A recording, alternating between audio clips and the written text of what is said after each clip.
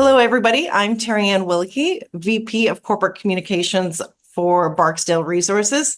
Today, we are lucky enough to be joined by Alan Roberts, our VP of Exploration, and he's going to do some Q&A with me. I would like to remind everybody to read the disclaimer at the end of this video. There might be some forward-looking statements moving forward. So we'll get this show on the road. Alan, how are you today? I'm good today. It's a nice day. The sun is shining here in southern Arizona, so it's a little chilly. We had to break the ice off the vehicles this morning, but it's all good. Perfect. How about let's start with, tell us a little bit about yourself. What compelled you to become a geologist, and what kind of systems, commodities do you like exploring for? Um, I've always been a geologist. When I was, as long as I can remember and as small as I can remember, I was into everything in the natural world. So I think I was probably what you would call a naturalist, kind of like Charles Darwin. But with time, there isn't much in the way, there's no sailing vessels out there for me to jump onto and hang around the world, for years on end. So, because we have to pay the bills, I followed up on a natural interest in geology. And that came about because when I was little, my grandparents lived in Cornwall, which obviously has a very extensive mining history. And my free time was spent crawling in and out of old mine workings, which obviously is frowned upon today. And it's one of those, don't do this at home. But so, and then when I was one of my mom's best friend, her husband worked at the Wheel Jane tin mine in Cornwall, and one time I got to do a trip down the tin mine, and it was probably, it was the first most awesome thing that had ever happened. So it left an indelible mark on me for tin mining especially, which is, as you asked about commodities. Tin mining, tin granites, anything like that. That's my favorite thing to work on. That was my bachelor's thesis when I eventually got through university, and that's the history of it. So, when people say, "Well, how much experience do you have?" and take my age minus 5 or 4 or 3, and my first book was Rocks, Minerals, and Fossils. So, that gives you a rough idea of where I was at. And I think I got that when I was about 3. In fact, I still have it. So, yeah, that's my background. But in the modern world, I'll explore for pretty much any and every commodity. It's geology. So, I've worked oil and gas. I've worked coal. I've worked coal bed methane. I've worked tin, tungsten, copper, base metals, rare earth elements, uranium, gold, silver. You pick one. There aren't many I haven't. The only one I've never delved into is the industrial minerals, because they generally involve large machines, which is fun, but they don't generally use geologists, just engineers. And I frown on that. Perfect. So the Sunnyside project is an incredibly easy story to tell and talk about, despite its complicated geology. What compelled you to join the team and work on this project? I was asked to join, believe it or not.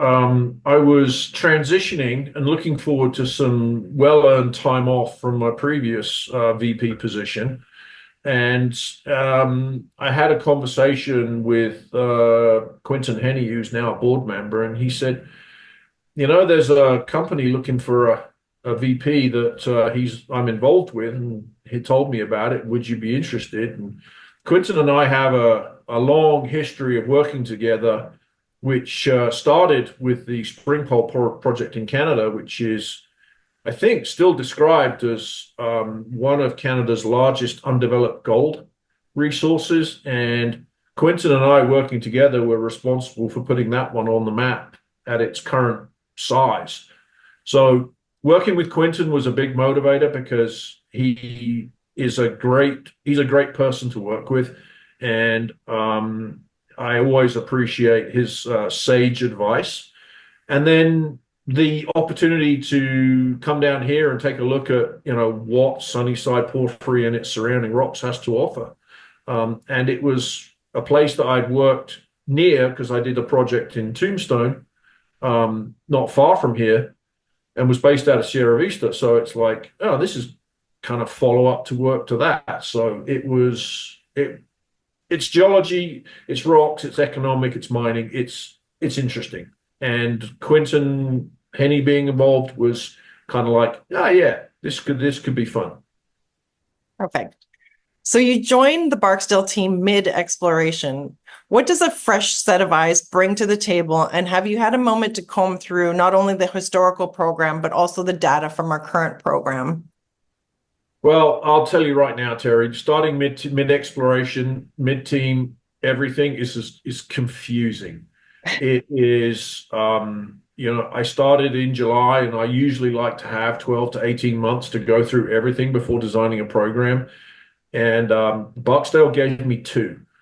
And that makes it a challenge. And myself, and I had to assemble a new team because everybody who'd been on the team was either gone or going. So when I started, all I had was a geologist working out of Ontario, Paul, who's been a huge asset to me because he was the database manager and repository of the reports and the database system and the model. And that was as good a place as any to start. So if I had questions, I'd ask him. But in answer to your question, it was go through all the reports. We went through all the boxes we found in the warehouse. We pulled them all out. We went through everything. In fact, we took the month of August with a couple of geos here, just going through all the boxes, reading all the reports, pulling out all the maps, looking at all the data. And then in July, we started rebuilding, or not rebuilding, but looking at the leapfrog model again to create a different type of leapfrog model because I was concerned with the way it had been put together in the data. And so we've gone back, and I'm happier with it now, and it's starting to point us in the right direction. Right. To that point, can you discuss the model that you've created and walk us through your ideas? Well, they're not really so much ideas. It's what does the model tell us from going back to the primary geology and looking at it again. The previous model had been grouped stratigraphically, and there were some inconsistencies and some shapes that I just felt were not consistent with what I was seeing in the data. So we did what we call stratigraphic markers, and we started to pull stratigraphic markers out of all of the carbonate stratigraphy and wherever we could into the volcanic stratigraphy that overlays it, and basically started to work out, okay, how does the whole jigsaw actually go together? Because this is a 3-dimensional jigsaw puzzle, and we needed to reassess our 3-dimensional model to give us a better view of what it actually looked like. And that threw up some surprises. We actually found, in the case of the base metal, the lead zinc portion of it, we actually found a significant stratigraphic unit that correlated very nicely with occurrences of economic mineralization. And that gave us some really good pointers. And then we went back to the core that we had and pulled out those intervals and went looking for those markers.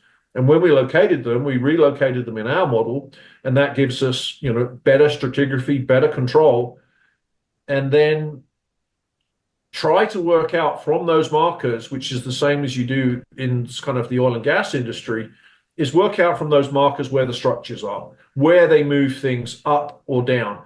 And we're seeing a lot of movement in those blocks, and understanding how those blocks moves understands where our target's going to be, almost regardless of whatever you're looking for, whether it's copper, zinc, silver, whether it's lead, zinc, copper, silver, whatever you're looking for. Understanding the structure in this deposit is absolutely critical because it sits on a major fault zone. The core rig is turning now at Sunnyside. Can you tell us how the hole is going, what the strategy is to target the extension of Taylor mineralization at depth, which has already been demonstrated by a high-grade intersection historic hole of TCH2? I think without any reasonable doubt, this is probably one of the most difficult drilling projects the drilling company, has embarked upon. We have seen things that in 30 years have never seen before. So it has been a logistic challenge, it has been a technical challenge, and we're drilling into a zone or a portion of the Sunnyside project that's never been drilled before. And so we have a model, but that's a model. That's not reality. The reality is it's close to what we expect to see, but it's not exactly what we expect to see. So Mother Nature has, in all of its, has worked in mysterious ways and continues to confound us on a daily basis. That said, we are within a few feet of our contact with the carbonate rocks today, and we should, within the next 7 to 10 days, see what we expect to see, which is some kind of base metal mineralization. Now, being closer to the porphyry at Sunnyside, I would expect to see higher copper values, higher zinc values, lower lead values, and silvers all over the place. So, as per our news release, we're already seeing high-grade copper in veins. We're already seeing high-grade silver. We're seeing some high-grade zinc, not as high-grade lead, which is to be expected. Some of the polymetallic nature is a little different, but we're getting where we need to be. Right now, we're at that point that within 7 to 10 days, nature willing, rocks willing, everything willing. If the stars align and the gravity doesn't pull the wrong way, then we'll be pulling out our target rocks very shortly. So, not what everybody would probably want to hear. Everybody likes to hear that the drilling's gone perfectly and smoothly, and I could have said that, but I think having everybody understand that it's been one of the most difficult holes to drill in my career, and it's been one of the most difficult holes for the operations manager of the drilling company to drill. You understand the degree of problems that we've been encountering just from what the rocks have done. So, but it's good experience because the next one we know. Now we know what we can expect from these things, so we can plan ahead, work ahead. We know where the rock units are. We've seen them because this is the first time I've worked on this project, and so has the drilling company. This is it's a new experience for us. It's not, we've read the other people's reports, we've looked at what everybody else said, but that doesn't help when you're actually in the process of standing on it. Sounds challenging, but hopefully it'll be as rewarding as it is challenging.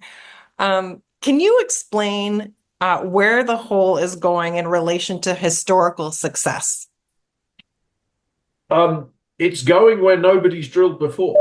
So there's no historical success in this zone. It's a big hole that I identified early in the program that needed to be filled, and it straddles the position between the Sunnyside porphyry to the west and the Taylor deposit to the east, and there's this big hole that's big enough to fit another Taylor deposit with no drilling, and potentially that's the high copper zone adjacent to the porphyry. So if we can establish that the carbonate rock sequence is where we think it is at the depth we project it to be from our revised model, then if the hypothesis of the style of mineralization follows consistent with what we saw in Peter's presentation, then we should see copper-rich carbonate replacement deposit style mineralization, but far more influenced by the porphyry.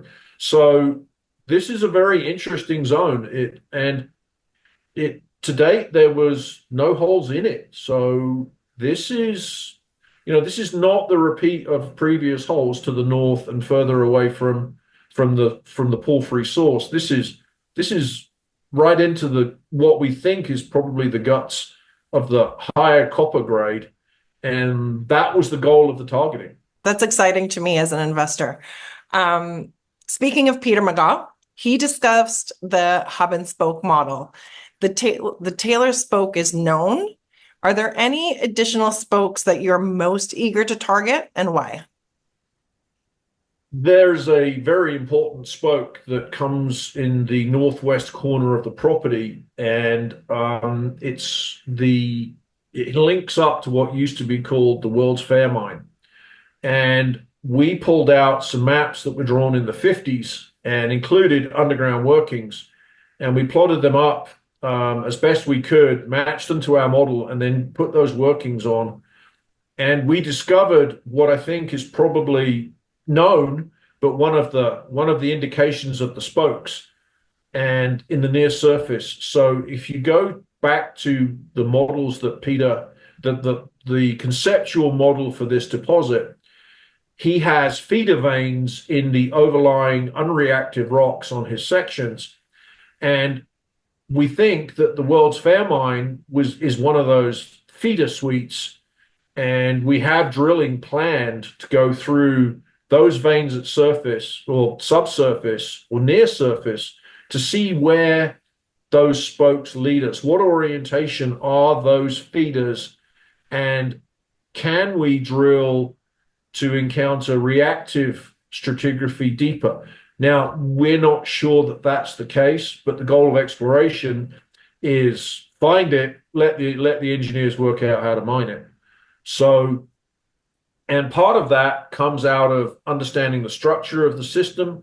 Where can we find rocks that are receptive, are reactive, and can precipitate? Something like the Taylor deposit, where we can't discount that there are sufficient high-grade feeders to make a deposit on their own. The World's Fair Mine historically has zones that produce multi-ounce silver from narrow zones, which leads me to believe that there is potentially a zone there. The surface lead gold geochemistry also leads me to believe that there is something below the surface there. The question then remains, can we understand the stratigraphy and the structure well enough to be able to drill it to hit those reactive rocks? That's the part where it gets difficult. We have also identified a very favorable zone in the southeastern portion of our property, which we think might prove very interesting, because that leads into the lower stratigraphy. And if you remember from Peter's presentation, he talked about the Martin Dolomite. This portion of our property is somewhere we might actually be able to reach that dolomite unit.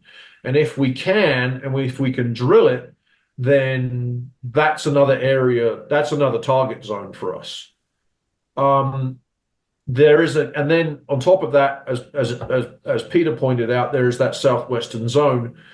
But now we're starting to get into the realms of revised everything, because we'll have to make roads and drill pads, and access to that area is difficult because, as Peter pointed out, it's on the wrong side of a mountain, and they don't move as easily as for us as they did for Muhammad. So we have to deal with that. But we've got good access where we target to the southeast and to the northeast, sorry. Perfect. So the Sunnyside porphyry itself seems to be lower grade, but nevertheless appears to have driven an incredible amount of high-grade CRD mineralization associated with the Taylor deposit, Peak Prospect, and possibly elsewhere around this hub. Is the porphyry's, quote, lower grade a reflection of metal movement into these spokes, or did it play some sort of other important role with regards to ore deposition? Well, without the porphyry, you get no deposit. So yeah, that's kind of a given in this system. It's the heat engine that drives everything. The porphyry itself being low grade is not is a consistent problem with porphyry copper deposits that I've looked at in the past, where you have massive sulfide in carbonate. You have evidence of um, other skarn-related rocks, but whenever you drill the porphyry, it just never seems to come up with the grade.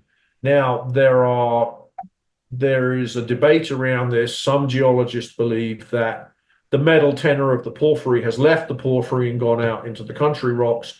And there are other geologists that believes that that's not the mechanism that operates, and that you're either in the wrong portion of the porphyry, it's a different porphyry from the one that the mineral came from. And what we do know about the Sunnyside porphyry is it's what we call a nested porphyry, in that there are multiple phases of porphyry intrusive overlapping each other, and very often late phases obliterate early phases. So what we might be seeing is, yes, there's a porphyry, but it may not be the one that was the source of the copper. It may be that the one that was the source of the copper is no longer there, but we still have all the copper mineralization in the country rock because the porphyry didn't get obliterated, or it's still there and it's low grade because, as a group of geologists believe, the metal tenor has moved out. Because of its depth, I'm not really planning to take a good hard look at that porphyry, but I am going to look at the spokes and feeders and see if there are enough. And especially when we get down in the southwest, which is a different environment to explore, do we get enough to say, well, maybe this side of the porphyry will encounter something that either has a higher metal tenor or wasn't disturbed by a later phase of intrusive activity. That takes a lot of exploration. We're a junior company. We kind of have to take these things one step at a time. If you notice that most of the large deposits are developed by large companies, and Barksdale is not a large company, but we have to do it smarter. We have to spend the money better, and we have to make sure that when we target something, we're fairly sure that it's going to be there, because we have less room. We don't have the room for failure that larger companies with larger budgets have. I'd like to think that we've taken that approach, but we will see. As a follow-up to that, does the relative positioning of the Sunnyside's projected down plunge extension of Taylor entail additional upside? To who would the upside be? I mean, for South 32 to continue their deposit across the property boundary, maybe.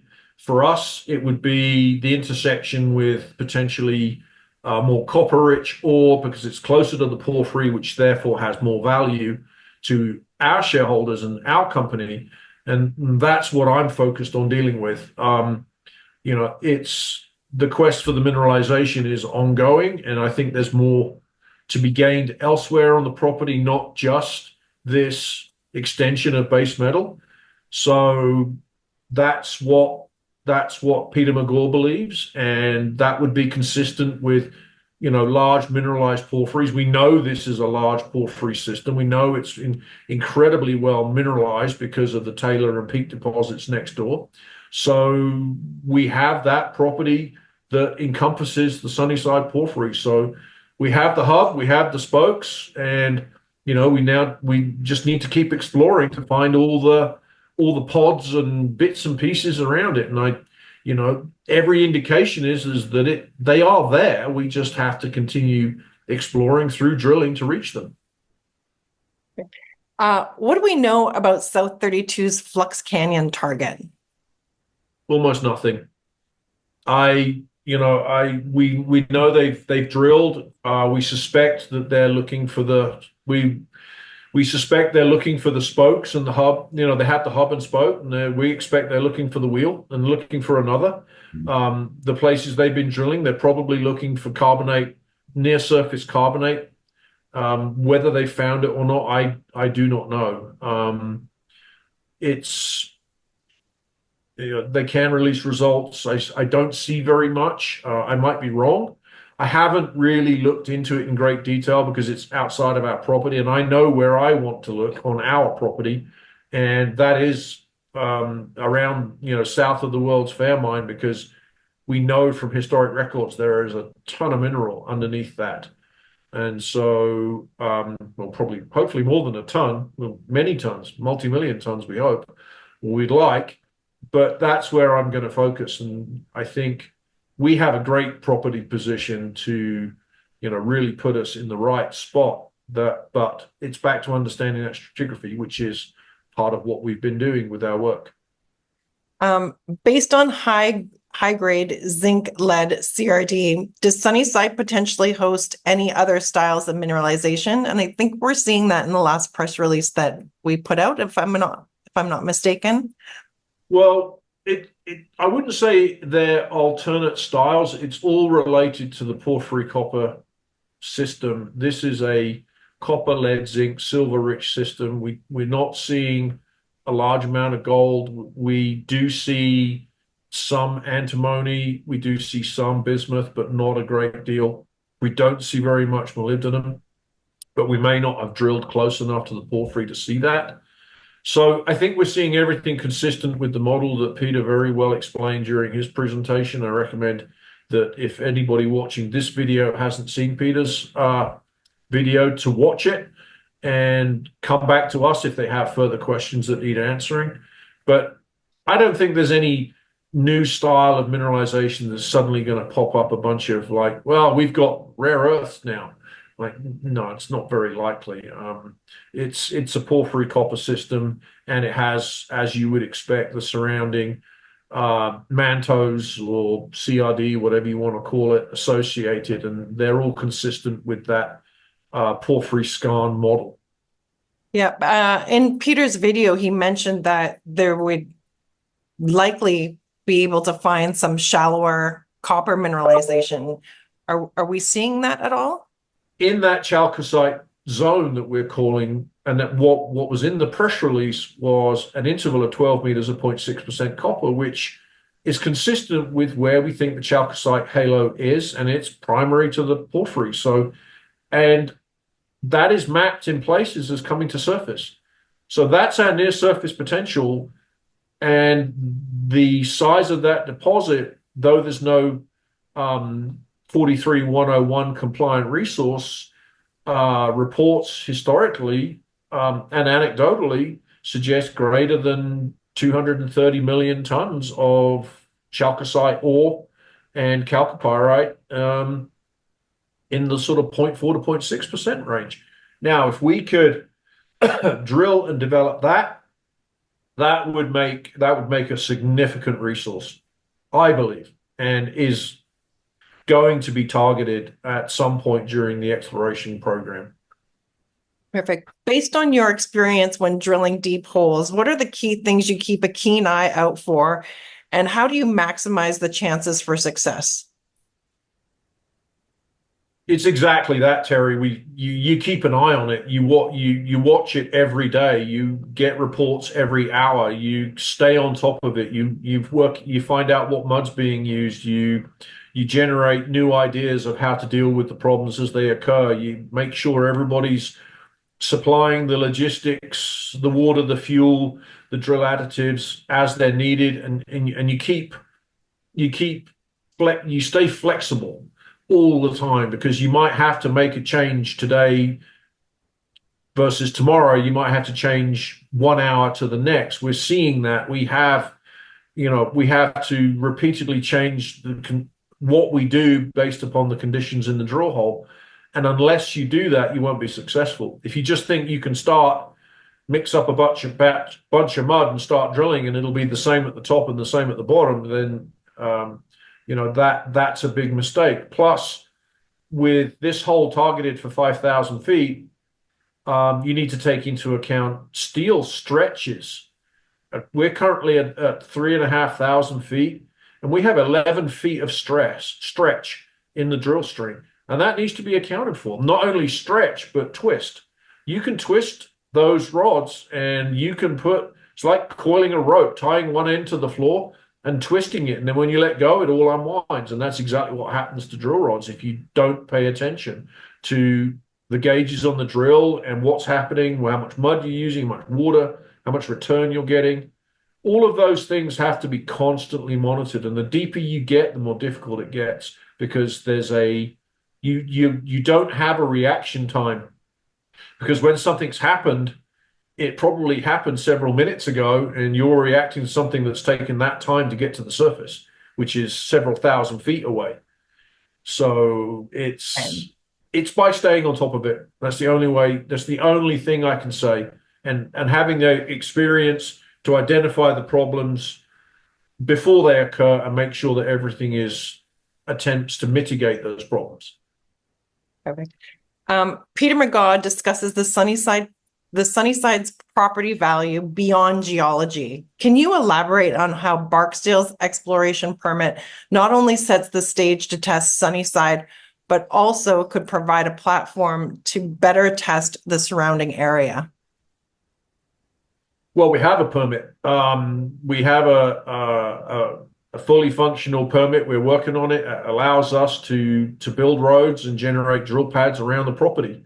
So that's the most important factor when discussing what we think the potential can be, because without the permit, without the ability to drill, then you can't use all the geophysics, the satellites, the computers. They can't really actually tell you what's there. You have to drill it at the end of the day. You can't, I mean, I don't believe that you can just say, well, there's a big resource there and call it good. No, we have to take the drills and drill it. And that requires the permit. And that is probably the most critical part of our operation, is having that permit and being able to use it and having the flexibility to place the drill pads where you need them and the foresight to put the roads where you need them. And we have that. So as I said, in the northeast and in the southeast, we have the ability to do that. In some places in the west, we have the ability to do that. Without that, we wouldn't be drilling. And that's the long and short of it. And that's how we discover new deposits. We know that there's other very prospective areas. In a sort of twist of irony, during my tenure at my last company, we sold the Full Metals project to Barksdale, and here I am working on a project which incorporates that project that we sold to Barksdale. So, and that's the Full Metals project, and that's known near surface potential for gold and other metals. So we know that target's there. It's just, again, it's small company, big property. So in time, we will explore all of these things. We'll explain them better and continue to produce exciting results. To your point of small companies and a much larger company next door, South 32 has the luxury of being on those patented mining claims. So they can drill from those patented mining claims, but not beyond there. Do you see any sort of way that the two companies could collaborate with our permit? Potentially, collaboration is always possible. We have a permit to drill. There is that potential, does exist. To date, I don't believe that that's been fully addressed, but it can be done. I mean, it's all about communication and diplomacy. So I don't see any reason that we couldn't in the future collaborate. Obviously, it would require a framework by which whatever we discover is partitioned correctly. But yeah, I mean, I'd be open to it. I mean, it's all about making the project successful. And if that's the path that we need to take to make it more successful, then we should. Some of Arizona's largest CRD systems are found beneath the stratigraphic sequence hosting Taylor. Is there some potential to tap into this favorable host at shallower depths elsewhere on the Barksdale property? The simple answer is yes. We've identified a zone where the lower stratigraphy comes closer to the surface, and we can test that. So, yep, we can do that.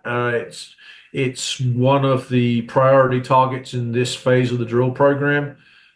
We need to make some changes to accommodate it, but I'm confident that we can do it. And I think that will produce probably one of our most exciting drill holes in the future. When do you anticipate targeting the other potential spokes to the wheel? As soon as possible. I've actually, some of the drill pads are made. The drill, when the drill is finished with this hole, it's going to either do another test of another portion, another untested portion of the lead zinc, or it's going to go and do some of these shallower test holes through what we think is the chalcocite. We're planning on doing it with drill core to get better information, more information, and see what those holes throw at us.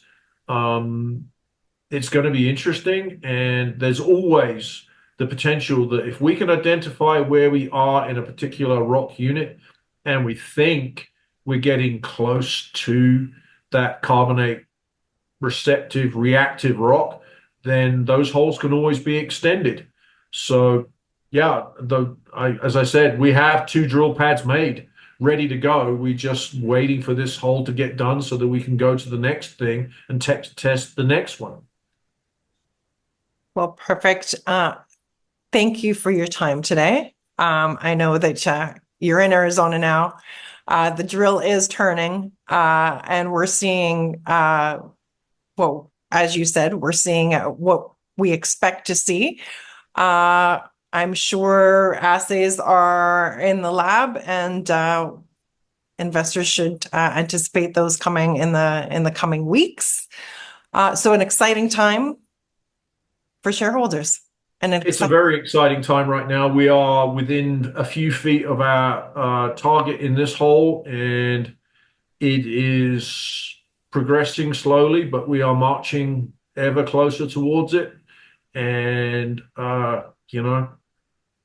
just like just like those Halloween and Friday the 13th movies, this deposit can try and get away, but the slow and the persistence going to catch them in the end.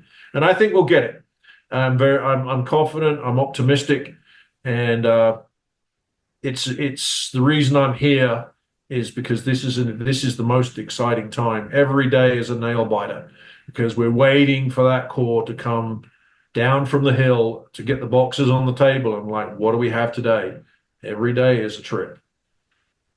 Every day is an adventure. Because importantly, and I just want to share this thing and it might seem absolutely obvious, but as I've learned, what's obvious to you is obvious to you. But when we pull the rock out and put it on the table, we're the first people to look at that rock ever. These rocks are hundreds of millions of years old in places, and no one has ever looked at that rock before. No person existed when those rocks were created. No one's ever looked at it before. And I always really enjoy that because that thrill of looking at something for the first time in my entire career has never gone away. And so that's why I'm here. That's why I'm on site. I couldn't do this from a remote office somewhere else on the planet. I have to be here to look at it because that's the thrill, is looking at that and teasing the understanding of what does it mean and where are we and where do we go next?